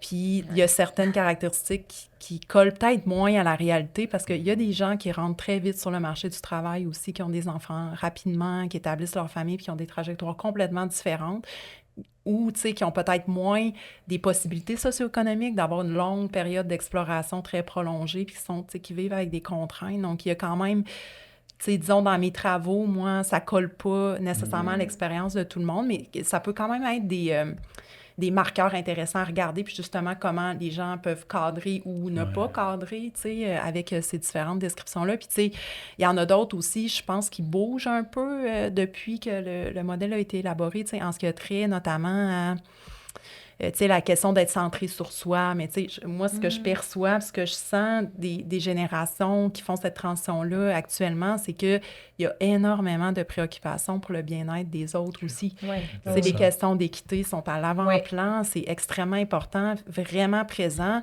Fait que, tu sais, il y aurait peut-être moyen de revisiter un peu là, certaines des thématiques. Fait que je le trouve intéressant. Beaucoup d'aspects qui sont pertinents, définitivement, tu sais, sur le point de vue identitaire, d'exploration, puis de recherche, tu sais, dans une période d'incertitude avec beaucoup de flux. Mais en même temps, tu sais, je dirais à faire attention aussi, parce qu'encore une fois, cette description-là va coller peut-être plus aux expériences de certaines personnes que d'autres. Fait que je l'aime, mais j'ai des réserves selon aussi. les populations. Oui, exact. Ouais. Mais tu sais, c'est un peu toujours ça avec tous les modèles Ben oui. avec lesquels on travaille. Ils vont bien couvrir certains aspects, moins d'autres. Fait que, tu sais, j'aime souvent le combiner avec d'autres perspectives aussi là, sur la transition. Mais c'est pas un modèle que je connaissais, mais d'après ce que je viens d'entendre, un des problèmes, c'est un problème qu'on retrouve beaucoup, c'est qui a été la population avec laquelle on a développé. Ouais. Je veux dire, j'ai vu une présentation à la SQRP cette semaine où il parlait des weird, white, educated, western, démocrate, puis le je sais plus c'est quoi, mais que c'est vrai que le problème des populations étudiées, ben c'est que c'est souvent ça. Donc, éduquer, parce que c'est des étudiants que tu recrutes sur ton campus, blancs, de l'Occident, puis démocrates, j'ai rien à dire là-dessus, mais, mais tu sais, c'est un peu un problème parce que est-ce que ce modèle s'appliquerait internationalement? Je veux dire, 29 ans, là, il y a tellement de gens ont des familles déjà, donc est-ce que tu es encore... Tu sais, moi, à 23 ans, j'ai eu ma première fille, donc j'ai été adulte à un point de vue familial parce que je m'occupais d'un enfant. J'étais pas adulte sur un point de vue identitaire, mais j'étais adulte sur un point de vue professionnel parce que j'avais une carrière. Puis j'étais pas adulte sur d'autres choses. Puis j'étais adulte sur... J'avais pas ma minivan, j'avais une Golf, tu sais, ça c'est encore ado. Mais donc, tu sais, il manque de nuances. Je pense que les nuances aussi, c'est... Tu sais, on met les choses dans des catégories, mais en même temps, on l'a dit, là, c'est tellement du cas par cas aussi. On peut dessiner des trajectoires, des choses, mais je trouve qu'il y a trop de facteurs qui entrent en jeu. Là. Je veux dire, il y en a à 29 ans, ils sont déjà divorcés, il y a comme garde partagée, ils ont eu 2 carrières. D'autres sont encore chez leurs parents, puis ils font un post-doc, ou tu sais... Donc, tu peux pas généraliser comme ça. Ben, tu sais, puis il y a effectivement la question des différences culturelles aussi. Tu sais, ça a été abordé, mais tu sais, dans des pays qui sont moins individualistes, puis où l'accent est moins sur l'autonomie individuelle, puis le choix personnel, mais peut-être plus sur la communauté, ben, tu sais, ça peut aussi se déployer différemment. Fait que, ben, je pense que ça met quand même le doigt sur des notions importantes de la transition, mais... Oui, c'est ça. C'est un modèle, comme tu l'as nommé, ça ne s'applique pas nécessairement à tout le monde, puis c'est pas parfait. Mais pourquoi je trouvais intéressant de l'introduire, c'est qu'on vise quand même les étudiants avec le balado. On vise aussi la période 18-29 ans, qui n'est pas nécessairement, comme tu l'as nommé, si tu es un 18-30 ans qui n'est pas nécessairement aux études, que tu as tout de suite été sur le marché du travail, il y a peut-être moins de ces caractéristiques-là. Mais pourquoi je l'introduisais, c'est surtout pour la caractéristique du développement identitaire, de chercher, de se trouver, parce que quand tu arrives justement fin secondaire, même en plein milieu de secondaire, puis même à l'école primaire, je pense qu'on s'est tout de suite posé la question, qu'est-ce que tu veux devenir plus tard? Qu'est-ce que tu veux faire plus tard? Puis là, tu réponds ce que tu réponds. Moi, je répondais, je voulais à l'endroit parce que tu obtiens une réponse positive des gens quand tu dis ça. Mais est-ce que c'était vraiment ce qui m'intéressait? Est-ce que j'avais vraiment fait une exploration pour apprendre à me connaître et avoir un choix? Non. OK, oui, non, mais c'est intéressant, là, ce que tu viens de dire. Oui. C'est un peu, c'est ça les messages, mais tu sais, rendu à fin de l'adolescence, faut que tu prennes ta décision. Tu vas aller à quoi au cégep?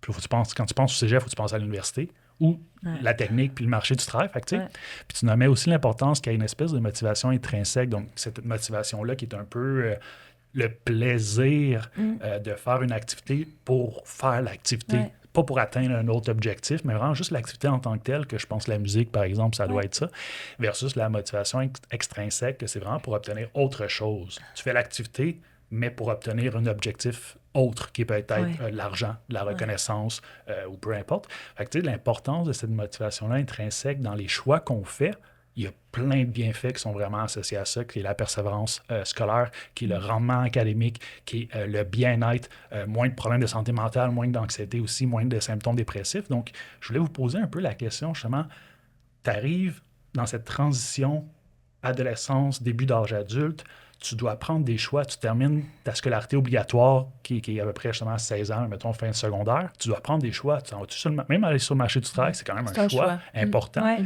Est-ce que tu prends une pause, un peu comme ta fille, quand tu ne sais pas? Puis, quelle est l'importance de ces réponses-là? Donc, qu'est-ce que vous pensez un peu de réussir à effectuer ces choix-là? Mais il n'y a pas d'équation pareille pour tout le monde. Donc, je voulais vous lancer un peu la question qui est un peu vague, là, mais je la préciserai au besoin. Là. Oui, bien, je peux peut-être revenir sur le projet de recherche dont je parlais au début là, de nos échanges. Tu sais, toute cette notion-là de faire les choix, moi, ce que j'en retiens de plusieurs projets là, qu'on a fait autour de cette question-là, c'est que c'est vraiment important que ça soit ancré dans des expériences. Tu sais, je pense qu'il y a l'idée d'essayer des nouveaux rôles qui est vraiment fondamentale parce que, tu sais, on peut avoir des idées dans notre tête aussi, d'où on se projette, puis où on se perçoit, mais après, quand on l'essaie dans la réalité, ça peut être différent. Puis c'est sûr que, tu sais, j'ai beaucoup travaillé avec des jeunes qui, au secondaire, tu sais, c'était pas toujours facile à l'école, donc les messages académiques n'étaient pas nécessairement positifs ou reflétaient pas nécessairement les domaines où les forces les plus grandes étaient. Donc, tu sais, ça devient encore plus important dans ce temps-là d'essayer toutes sortes de choses parce qu'il faut avoir un feedback aussi. Tu sais, c'est comme si on a besoin d'informations pour apprendre à se connaître, voir quel regard aussi les autres portent, quel feedback on reçoit des personnes autour de nous, que ce soit des collègues, des amis, des employeurs, des clients, dans une activité parascolaire, en faisant de la musique, des sports, etc. Tu sais, ça permet d'identifier là où on se sent bon, là où on se sent bien, là où on sent qu'on a une contribution. Fait que, tu sais, j'ai l'impression qu'il faut que ça soit basé dans l'expérience, puis ça peut se vivre vraiment dans une diversité de milieux. Donc, tu sais, il y a vraiment... Ça se vit aussi beaucoup dans les relations. Fait que, tu sais, en tissant des liens significatifs, ça peut être avec des enseignants, des employeurs, les parents, des amis, des fois, qui peuvent avoir tu sais, des carrières complètement différentes que ce qu'on connaît dans notre famille d'origine. Fait en diversifiant vraiment les sources puis les expériences, ben, tu sais, je vois ça comme un moteur important pour faire des choix, puis en particulier quand ça peut être accompagné avec, par exemple, quelqu'un qui est spécialisé en orientation puis qui peut nous aider à naviguer dans tout ça, puis transposer ça en choix de programme éducatif puis de carrière, ouais. Puis les connaître aussi, ces choix-là, parce qu'il y a plein de choses. C'est comme mon amie, oui, on a entendu parler des Inhalos, mais c'est comme nébuleux pour elle. Donc là, elle est allée à une foire, mais elle est allée à une foire pour son jeune de 16 ans. Puis c'est là qu'elle a eu l'information sur ce métier-là. Donc, elle a été exposée à ça, mais, tu sais, oui, il y a les foires de l'emploi, mais pour les gens de savoir c'est quoi les programmes, c'est quoi, quelle éducation tu peux aller chercher pour pratiquer un métier, ou peut-être c'est, en anglais, excusez-moi le terme, là, mais apprenticeship aussi. Tu sais, dans les métiers manuels, comment ça se traduit? Formation professionnelle. Formation professionnelle, puis je regardais mon plombier avec son apprenti. Puis je parlais beaucoup avec l'apprenti, puis pourquoi il a décidé de faire ça, puis comment il aimait cette forme de, après avoir fait ses cours, de savoir que, tu sais, là, il accompagnait, puis bon, il passe les tuyaux, puis il fait les affaires, mais c'est vraiment la meilleure façon d'apprendre dans ce domaine-là, ou apprenti électricien, puis c'est des choses qu'on ne connaît pas nécessairement parce que ce qui nous est présenté, enfin, dans mon temps, ce qui m'était présenté dans mon parcours académique secondaire, c'était les jobs de qu'est-ce qui se passe après l'université. Donc, je ne savais pas qu'il y avait d'autres possibilités. Bien, ça, c'est tellement important. Puis, tu sais, dans les travaux de recherche, je me rattache à ça encore, mais les formations professionnelles, c'est une voie qui permet à plein de monde de trouver une place puis de réussir. Tu sais, quand t'aimes pas ça apprendre de façon théorique, mais t'aimes ça faire des choses, tu sais, construire des choses, puis c'est des métiers tellement importants. Mon Dieu! Tu sais, la société peut pas fonctionner. Et bien souvent mieux payés que les métiers de ça. Totalement. Mais on nous le présente pas comme ça. Il y a comme... je trouve qu'à l'école, c'est presque pas une première option. Non, c'est ça. Puis c'est dommage parce qu'il y a des gens qui s'intéressent à ces professions-là qui pourraient trouver leur place, mais ils portent un peu le poids, je trouve, de la trajectoire normative. Au sens où ce qui est normatif, c'est d'aller au cégep. Fait que si tu fais ça, c'est-tu parce que t'es pas bon? Ouais. C'est-tu parce que... Pourquoi tu fais ça? Ah, t'es-tu sûr que c'est une bonne option? Il me semble que c'est à l'université, tu sais. Fait que faire ce choix-là, c'est s'inscrire en porte-à-faux par rapport à ce que la plupart des gens font. Puis je trouve que on paye le prix de toutes sortes de façons parce que moi, ce que j'ai vu dans mes travaux de recherche, on suivait les jeunes, mais souvent, quand les jeunes vont en formation professionnelle, c'est après avoir essayé plein d'affaires parce qu'ils ne sentent pas nécessairement la légitimité d'y aller en premier parce que comme c'était pas noble, tu sais, d'aller là, c'était pas une bonne façon de faire, puis donc, ça vient quand même avec un poids, mais pourtant, ça peut être un levier de réussite puis une manière d'arriver à des carrières vraiment intéressantes puis où on peut vraiment se réaliser. Puis aussi, je trouve qu'un élément qui est sous-apprécié, c'est le fait que ce n'est pas des voies mutuellement exclusives. Tu sais, tu peux faire une formation professionnelle puis aller au cégep après, là. Mais c'est possible. Donc, c'est pas comme si tu arrives là, puis si tu vas là, tu pourras plus jamais revenir de l'autre côté. Tu sais, il y a vraiment une fluidité qui existe. Je pense que ça mérite d'être mieux connu parce que c'est nécessaire de le savoir pour faire des choix en connaissance de cause, finalement, puis de savoir vraiment c'est quoi les tenants et aboutissants. Puis peut-être une autre chose, j'aimerais rebondir sur ce que tu disais sur la connaissance des programmes. Tu sais, je travaille dans ce domaine-là et je découvre toujours des nouvelles choses, des éléments du système scolaire que j'avais pas apprécié, que je connaissais pas, dont j'avais aucune idée de l'existence. Fait que c'est vrai que c'est compliqué. C'est compliqué. C'est pas pour rien qu'il y a des professionnels qui aident à faire un peu le tri dans tout ça et à orienter parce que c'est vraiment complexe. Mais les conseillers, les conseillères, ils ont justement ces connaissances des différents programmes, puis ils savent où chercher, puis il y a des bourses aussi qui sont accordées pour certains programmes, pour certains métiers, puis je déplore le fait que ce soit encore la voie académique traditionnelle qui soit mise de l'avant. Parce qu'il y a tellement de connaissances aussi. Puis pour revenir un peu à cette notion de préjugé, que si tu t'en vas justement dans une formation professionnelle, c'est parce que tu étais comme poche à l'école ou que tu avais des problèmes de consommation au secondaire ou quoi que ce soit. Tu sais, c'est tellement des préjugés, mais pourtant, c'est des connaissances immenses, là. On pense que les métiers, les métiers justement où est-ce que tu as une formation professionnelle, c'est juste du manuel. Tu sais, c'est une job manuelle. Déjà, comme si ça, c'était simple en partant. Ben, premièrement. Deuxièmement, moi, mon électricien, là, genre, comme je le regarde travailler, je suis comme, comment tu sais tout ça? Mais oui. C'est dangereux aussi, là. Ben oui, mais moi, parce qu'on a fait des rénaux, fait que je les ai regardés travailler avec fascination. Je ne connaissais, je connais un peu parce qu'à force de les regarder, mais je ne connaissais absolument rien. Puis c'est pas juste qu'ils sont bons à placer des choses ou à remplacer, c'est les connaissances, c'est les chiffres, c'est les calculs, c'est les matériaux, c'est quel matériau va avec quel matériau, c'est comme... Puis tu sais, moi, je dis ça parce que j'ai pas été exposée à ce genre de métier-là. Puis des fois, je me dis aujourd'hui, hey, moi, j'aurais aimé travailler le bois. J'aime le bois. Je trouve ça beau. Ça me détend de toucher du bois. Mais comme je venais d'un milieu d'académique traditionnel, jamais j'aurais pensé que c'était une option. Fait que, je veux dire, puis c'est pas parce que j'avais des problèmes à l'école ou quoi que ce soit, mais ça aurait pu être une carrière qui m'aurait tout à fait comblée également, tu sais. Donc... avoir la possibilité d'être exposé à ça, c'est...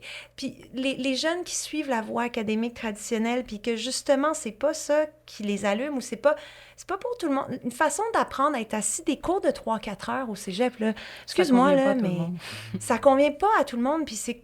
Je veux dire, tu te tires dans le pied, parce que si t'as pas nécessairement... C'est pas la façon d'apprendre qui te convient, mais que t'es quelqu'un qui a un potentiel énorme, ou un... Je veux dire, c'est juste que ça tue l'espoir dans l'œuf. Ça affecte ton estime de soi, c'est anxiogène aussi. Tu te poses des questions, pourquoi moi je suis poche, pourquoi je... Tu sais, puis c'est pas que t'es poche, c'est juste que... C'est pas les standards de la société. Personne joue dehors, en plus, parce qu'on n'a pas le temps. Je veux dire, ma fille, ils ont 7-8 cours au cégep. Je veux dire, comment tu veux qu'elle aille faire de la nature-thérapie puis se sentir connectée? Mais c'est des éléments qui sont importants. Donc, il y a quelque chose à changer là-dessus aussi, je trouve. Ben, tu sais, puis si moi, je reviens sur les dernières années, tous les travaux, je pense que tu viens de résumer, tu sais, ce qui était le plus important, parce que je trouve que c'est comme si c'est difficile en même temps, puis pourtant, ça devrait pas l'être, mais de dire, si quelqu'un veut avoir la voie académique, veut accéder aux études supérieures, il faut que tout soit là pour que ça soit possible de le faire, puis que les soutiens soient présents pour pouvoir le faire. Mais si quelqu'un veut faire autre chose, c'est tout aussi légitime. C'est de Ouais. permettre un vrai choix, puis de soutenir les différentes options, puis d'amener les jeunes là où ils veulent aller, ben, les jeunes, les personnes, là, Oui. là où ils veulent aller, puis se rendre à une place qui leur permet de réaliser leur projet, puis que ça soit via une formation professionnelle ou un bac à l'université.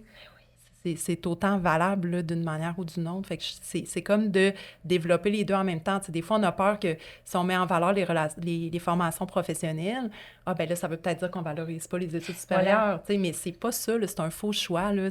Les deux existent, les deux sont là, puis il faut que les gens puissent choisir puis aller essayer. Puis il y a moyen de passer d'un à l'autre aussi très facilement. Puis je pense que ça, c'est quelque chose qui est pas assez connu puis qui mériterait là, d'être...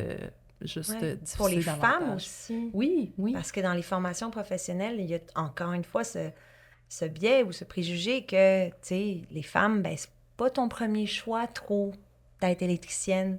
Ça devrait, tu sais, c'est comme un choix vraiment par défaut, là, comme... Alors que, pourquoi pas? Pourquoi les femmes, on les représente pas, on les... Tu sais, je serais curieuse de voir les données, moi, sur les écoles techniques. C'est combien d'hommes puis combien de femmes. C'est pas nécessairement parce que les femmes, ça leur tente pas. C'est peut-être aussi parce que c'est pas des options dont on leur a parlé ou qui ont justement ce préjugé. Puis peut-être qu'elles ont peur. Elles disaient, je vais aller passer ma journée puis je vais-tu me faire niaiser? Je vais-tu me faire, tu sais, prendre pour une incompétente? Puis, je veux dire, c'est encore là, ça. Donc, c'est des choses à changer, d'ouvrir ces portes-là.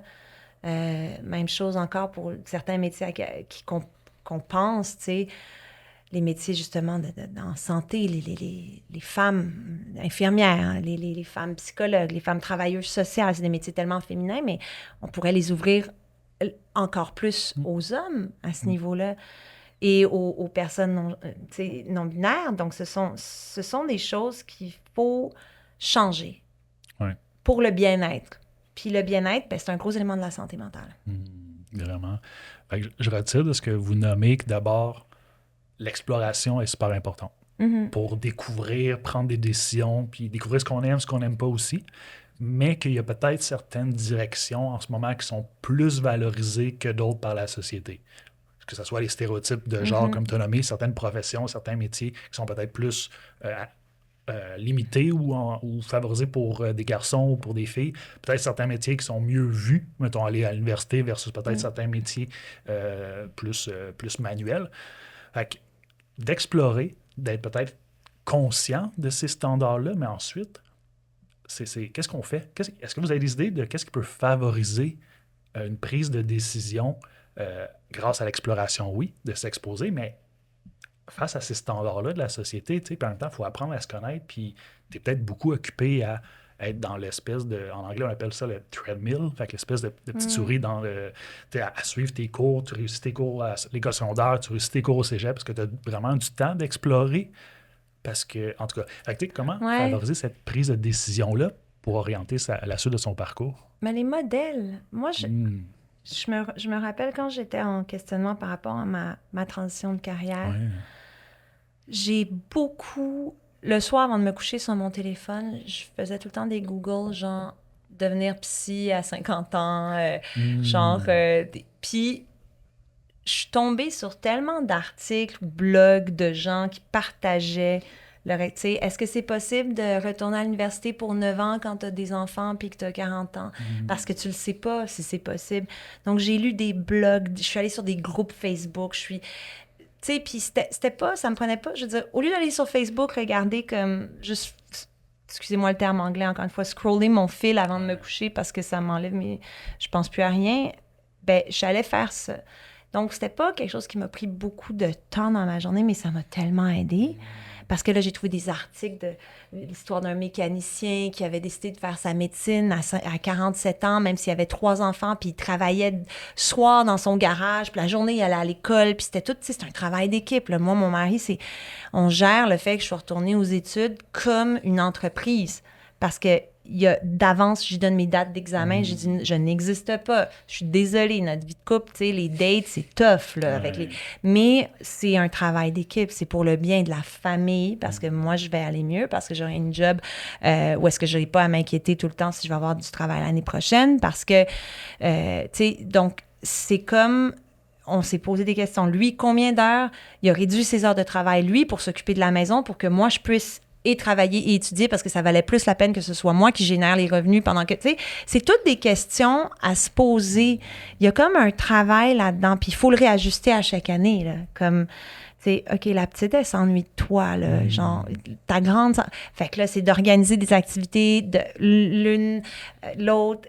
C'est de la gestion, mais c'est faisable. Puis moi, ce qui m'a aidé à le faire, c'était beaucoup les blogs de parents aux études, pour le sentiment de culpabilité aussi. Ça, c'était énorme, le sentiment de culpabilité, parce que j'ai accouché, puis j'ai pas pris de pause. J'avais un examen 3 semaines. Heureusement, c'était la pandémie, fait que c'était l'école en ligne. J'ai eu un examen de neuro 3 semaines après avoir donné naissance à la petite, parce que pour moi, retarder encore d'1 an mes études alors que j'avais déjà 39 ans, ça me semblait encore plus dur. Tu sais, je voyais plus la fin. Donc là, mon chum a fait le père à la maison. Ben, j'étais à la maison aussi avec mais c'est lui là, qui gérait tout.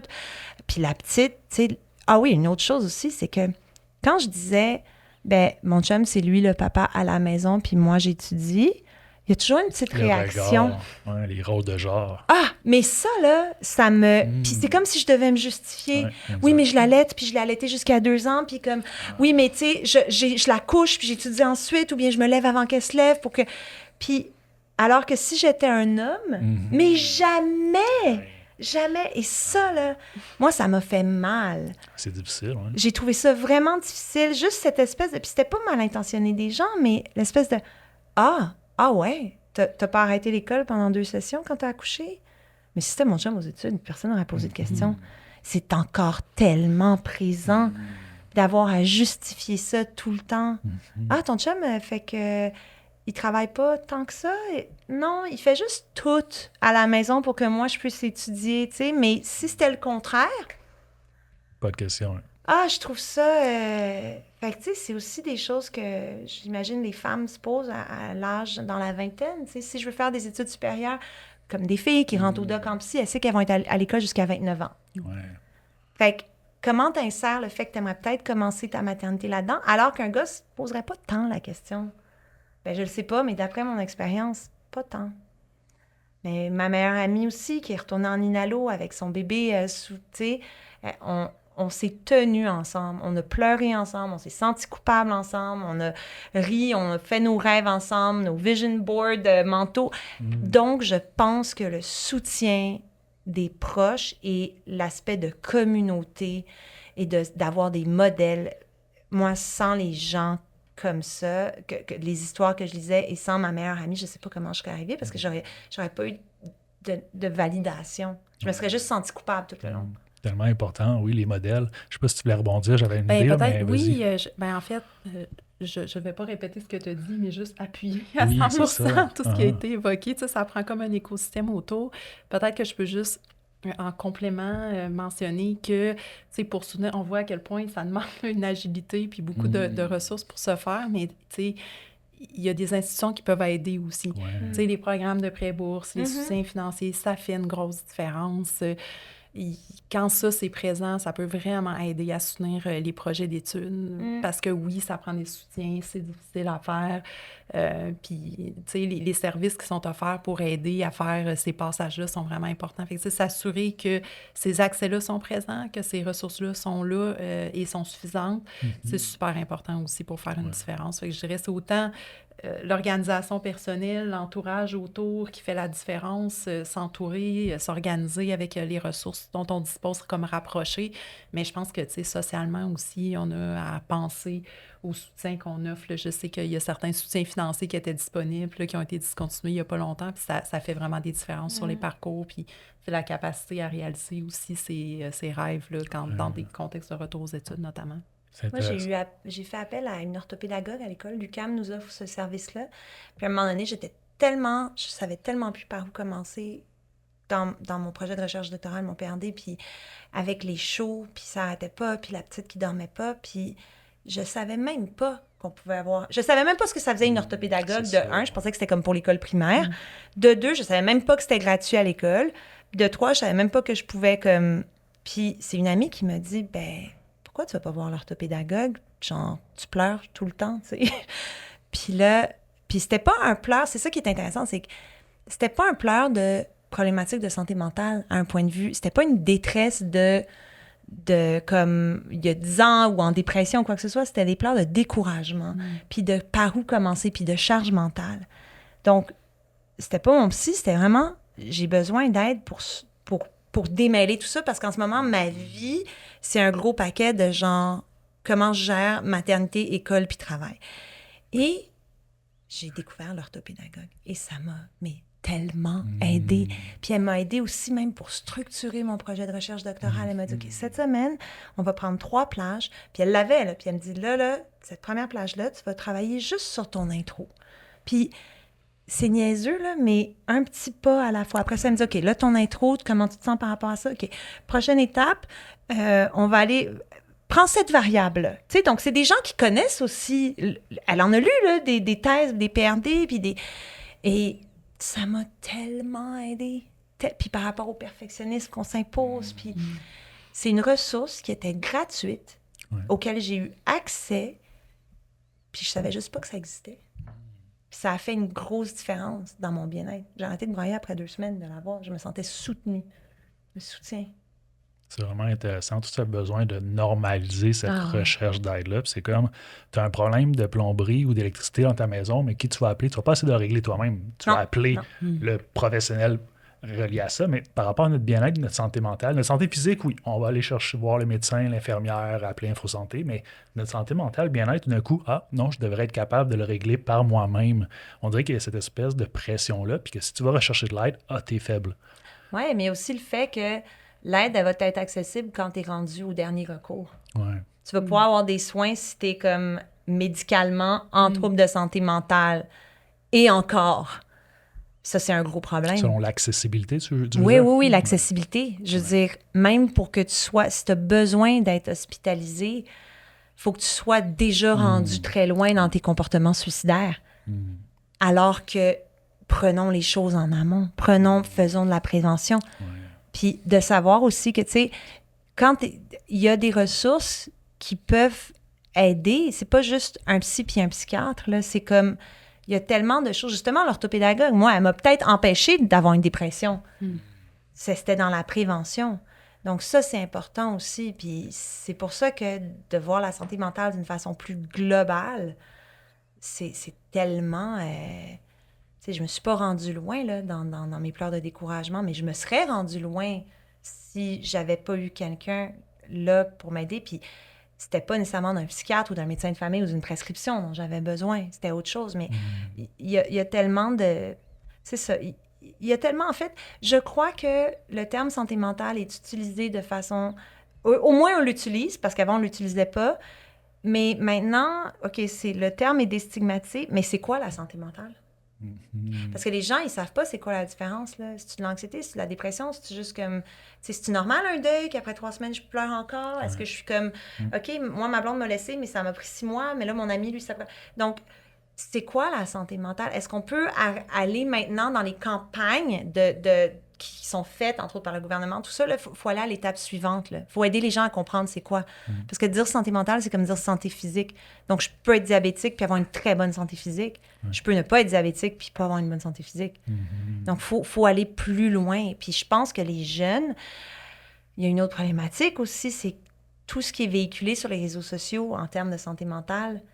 C'est bien, au moins, on en parle, ça circule, mais c'est pas nécessairement les vraies affaires ou les bonnes affaires.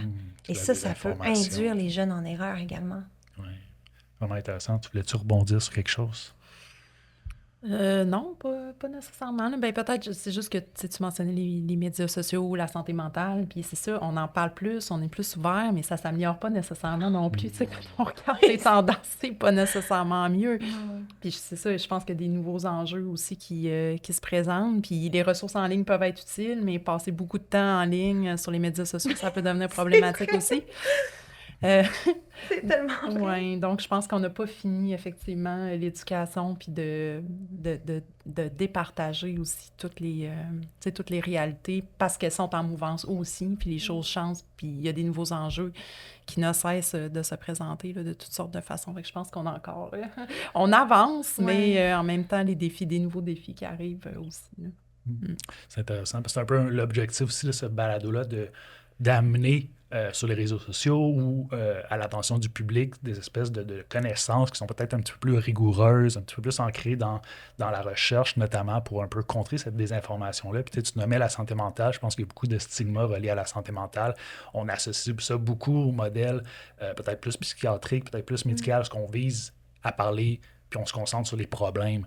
Une santé mentale, c'est les problèmes de santé mentale, c'est les diagnostics, mais la santé mentale, c'est beaucoup...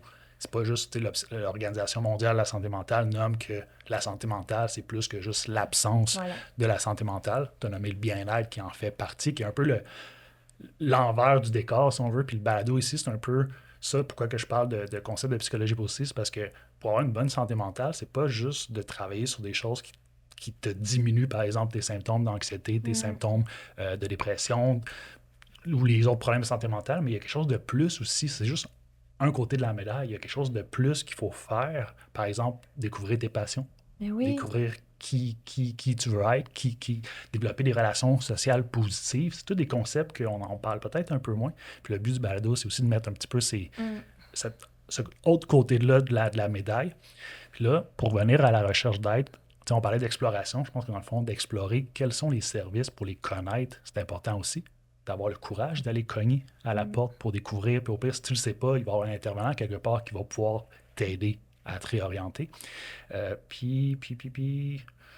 Non, c'était ça que je voulais rebondir là-dessus. Il ne nous reste plus beaucoup de temps. Il nous reste à peu près une douzaine de minutes pour se diriger vers la fin. Je serais prêt à passer à une prochaine question, mais je voulais voir s'il y avait des choses que vous voulez rebondir sur ce qu'on vient de nommer, parce que tu nommes tellement plein de belles choses que si tu as des choses que tu veux rebondir là-dessus...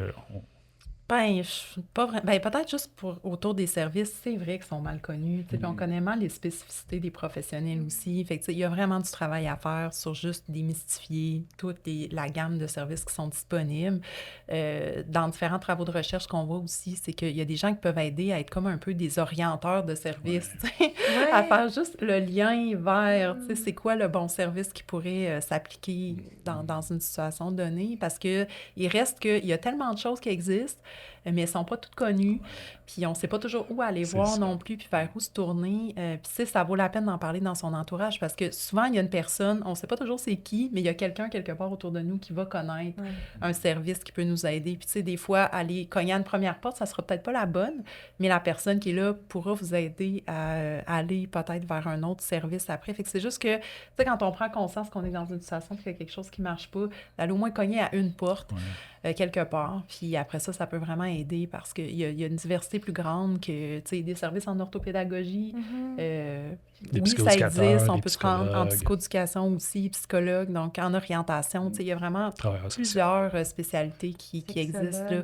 Puis quand on trouve le bon service qui correspond aux besoins qu'on a, ça peut faire vraiment une grosse différence. Les groupes de soutien aussi. Je pense que le partage d'expérience, c'est très... En tout cas, pour moi, c'était très important la validation, de sentir que ce que je vivais comme réalité était partagé par d'autres. Les groupes de soutien, ça permet ça aussi. Donc, quand tu es dans un processus préventif ou de rémission, ou même, je pense que c'est comme des piliers, c'est des rencontres hebdomadaires. Donc, tu sais que si tu as une moins bonne semaine, tu as une rencontre, ça va tu t'ancres à ça aussi. Quand le reste est chancelant, de pouvoir s'ancrer à quelque chose comme ça. Il y a des organismes aussi qui font un travail, les organismes communautaires font un travail exceptionnel. Avec très peu de ressources, c'est magistral ce qu'ils réussissent à faire. Et on les connaît pas tous tant que ça. Et il y en a, et ils peuvent soutenir. Par exemple, des organismes pour aider les proches de gens qui ont des problématiques ou qui traversent des moments difficiles, on les connaît pas tant que ça, alors que, l'Alpabem, Arborescence, tout ça, ça peut venir vraiment jouer un rôle important. Donc, encore une fois, la spécificité puis les besoins. Donc, je pense que de rendre... C'est niaiseux, là, mais moi, je trouve que les sites web gouvernementaux sont pas super... genre, déjà, ça va pas super bien, puis là, il faut que tu ailles naviguer dans les sites web, là, comme c'est pas évident. Donc, ce serait le fun, quelque chose d'accessible puis de facile, un peu moins JavaScript, là, 2007, tu sais, je Ah ouais. sais pas, là, mais... Un genre de portail centralisé où tu peux Ouais, trouver mais- comme une limite d'information puis accessible, présenté d'une façon... Oui, pas compliqué, Ouais, ouais. parce que faut dire que cognitivement, quand tu vas moins bien, c'est moins facile. Non, c'est ça. Ouais. Ben, tu sais, tu parles d'une plateforme, il y en a une qui existe, mais plus vraiment orientée santé mentale étudiante, qui est avec l'ISME. Oui. Qui est, ils ont une nouvelle campagne, Ouais. c'est Spotlar, je pense, Spotlar, Ouais, la santé mentale. c'est un travail exceptionnel que l'ISME fait. Oui, ils ont une plateforme justement qui répertorie plusieurs initiatives en santé mentale de différents types, les balados, les blogs, etc., etc. Fait que ça peut être une belle ressource. On va la mettre en description au moins, Ouais. qui est peut-être plus orientée aux étudiants, mais qui peut être intéressant aussi à ceux qui ne sont pas étudiants parce qu'il y a des services comme des balados ou d'autres blogs, des choses comme ça qui sont quand même accessibles si tu n'es pas étudiant à l'université ou au cégep. Oui, puis il y avait les journées aussi, là, j'avais travaillé lors des journées de l'ISME. J'avais fait une entrevue à Dr Benoît-Antoine Bacon, qui est le recteur de l'Université du BC, qui, lui, a décidé de prendre la parole dans les dernières années pour parler des troubles de santé mentale, troubles d'usage de substances qu'il y a eu pendant des années. En tant que recteur d'université, si les gens qui sont les gestionnaires, les recteurs, les professeurs au niveau académique aussi consentent moins une zone de hiérarchie entre les profs puis les étudiants, je pense que ça peut aider aussi parce que des fois, les étudiants ont peur de parler de tout ça aux professeurs parce que c'est sûr qu'ils ont des livrables, ils ont des... Tu sais, tu veux pas perdre non plus ta place. C'est déjà tellement dur de rentrer dans des programmes. Mais de voir que des gens dans l'académique, dont un recteur d'université, donnent des conférences pour parler de ces problèmes d'abus de substances, je trouve ça magnifique. Et ça, c'est l'ISME qui avait organisé ça. C'est très fort. Pour les étudiants, ça résonne. Vraiment, c'est l'importance de, avoir les services, mais ensuite de savoir qu'ils existent. C'est un autre volet aussi qui est important à diffuser. On se dirige vers la fin du balado. Il nous reste quelques minutes pour clore le tout. J'aurais voulu vous poser une question qu'on pose souvent à tous les invités qui est reliée justement au développement identitaire. Puis c'est le fun. J'aime poser cette question-là parce que c'est jamais la même réponse. Puis c'est une question qui est sur un concept qui est vague, qui est le développement identitaire. Donc, j'aimerais vous poser, chacun à votre tour, vous allez avoir le choix de répondre à une de 3 questions. Okay. Puis ces questions-là se lisent comme suit. On dirait que c'est un jeu quiz. Oui, c'est ça, vraiment. Et vous allez avoir la chance de gagner 100 000 $. Donc, qu'est-ce que ça signifie pour toi d'être véritablement toi-même? Qu'est-ce qui représente un obstacle à ce que tu sois véritablement toi-même ou qu'est-ce qui t'aide à être véritablement toi-même? Donc, chacune à votre tour, vous pouvez sélectionner la question qui résonne le plus avec vous, puis on pourrait terminer là-dessus. Après, on va faire les présentations plus finales sur suivre vos projets et tout et tout. Veux-tu y aller? C'est quoi donc? Qu'est-ce que ça signifie pour toi d'être véritablement toi-même? Qu'est-ce qui est un obstacle ou qu'est-ce qui peut faciliter d'être véritablement toi-même? OK, je pense que je vais y aller avec qu'est-ce qui peut faciliter. Bien, tu sais, moi, où j'en suis maintenant, dans ma propre trajectoire de vie, ce qui peut m'écarter parfois, c'est que, tu sais, c'est le fait d'être tellement sollicité pour toutes sortes de choses. Il y a tellement de choses intéressantes qui se produisent tout le temps. Les occasions sont multiples. Puis des fois, ben, ça fait qu'on peut s'éparpiller un peu. Tu sais. Puis des fois, c'est de revenir vers...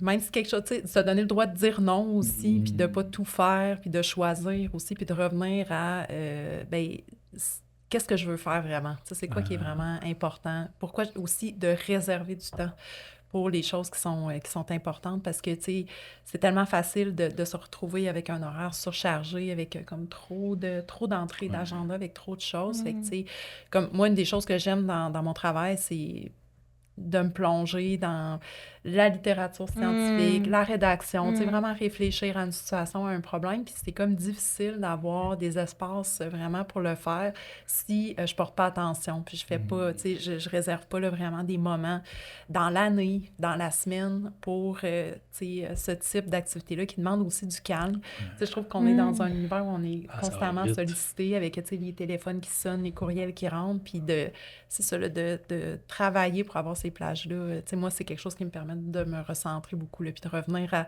pourquoi je fais ce job-là, pourquoi je trouve ça intéressant de travailler dans mon domaine. Fait que je dirais que c'est un petit peu ça, peut-être ma stratégie. L'importance de prendre une pause pour pouvoir faire ces démarches-là.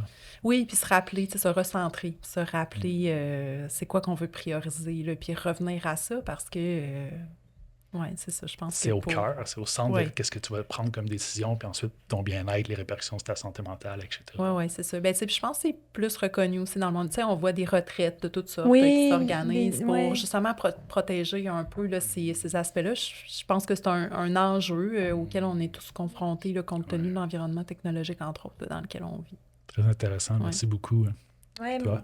ben, je pense ça un peu. Ben, pour moi, c'est ça, favoriser mon bien-être, c'est faut que je dorme là, au moins 7 heures. Ben, 6 heures, je peux toffer, mais comme après 3 jours, j'ai de la misère. Mais dormir, bouger, c'est pas obligé d'être un marathon, là, juste marcher pour aller à l'école, prendre le vélo, le Bixi, tu sais, puis manger comme à des heures régulières, puis pas juste des sandwichs, tu sais. Genre, c'est basic un peu, mais c'est tellement Ouais, vrai pour vraiment. moi.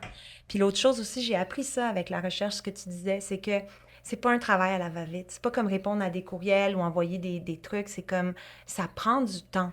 Puis encore une fois, mon fameux projet de recherche doctorale qui m'a pris 1 an intense, tu sais, oui, c'est un 40 pages, c'est pas énorme, mais les gens comprenaient pas comme, bon, ça se fait que ça fait 6 mois que tu es là-dessus puis que ça t'a pris 12 jours faire un paragraphe parce que la recherche, c'est ça.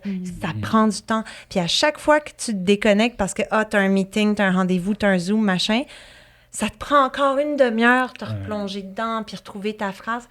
Donc, moi aussi, c'est ça. C'est d'apprendre à dire non. J'ai été comme très sollicitée aussi au niveau de campagne en santé mentale. Puis j'en ai fait beaucoup. J'ai fait énormément de bénévolat dans les dernières années. Puis dans les 10 dernières années, j'ai fait... Pour moi, c'était important. Ça faisait partie de mon bien-être. Mais là, j'ai décidé que je prends une pause du pro bono parce que mon temps, il est compté.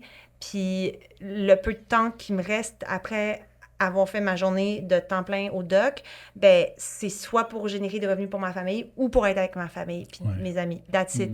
Fait que c'est un choix, ça a été dur. Puis au début, j'étais comme, est-ce que je suis une mauvaise personne de comme plus vouloir faire de bénévolat? Puis après ça, j'étais comme, ben non, vraiment pas, parce que là, c'est moi qui va craquer, tu sais.